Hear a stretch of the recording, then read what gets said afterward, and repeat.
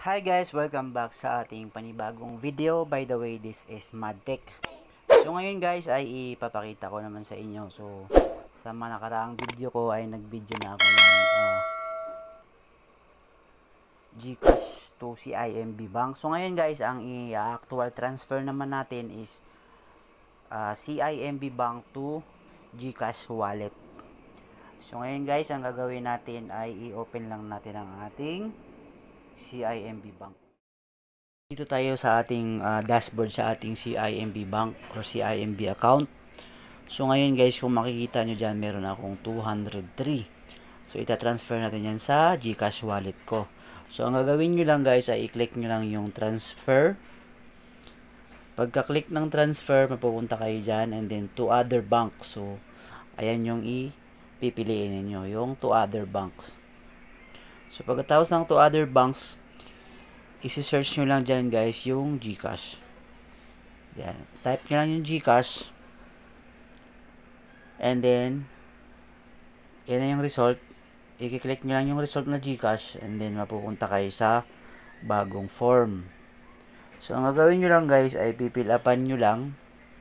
Makikita nyo dyan, pilapan nyo lang yung account name ninyo sa GCash and then yung account number na nakaregister sa inyo sa GCash. So, ilalagay nyo lang.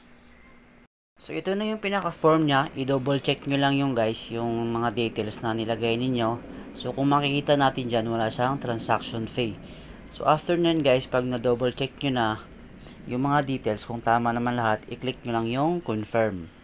So, pagka-click ng confirm, ilagay nyo yung 6-digit na MPIN ninyo.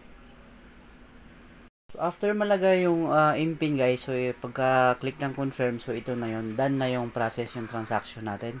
Makikita nyo dyan is successful na. So, i-check natin sa ating dashboard kung nabawas na yung transfer natin. So, kung makikita nyo dyan, wala na yung 200, naging 3 na lang yung balance ko. So, na-transfer na siya. And then ngayon is i-check natin sa GCash kung nag-appear siya sa GCash.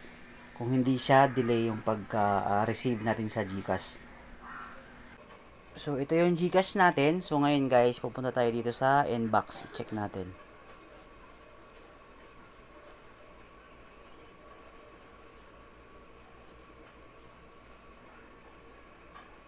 So, wala siya dito. Pero nagdagdagan yung balance ko. So, punta tayo dito sa transaction kung meron, kung may record. So, ito siya guys, so, kung yung transaction niya, kung makikita nyo, sa may taas, pinakataas, cash in from CIMB Banks, Philippines, 200 pesos, November 16. So, ayan guys, pumasok naman siya, hindi naman siya delay.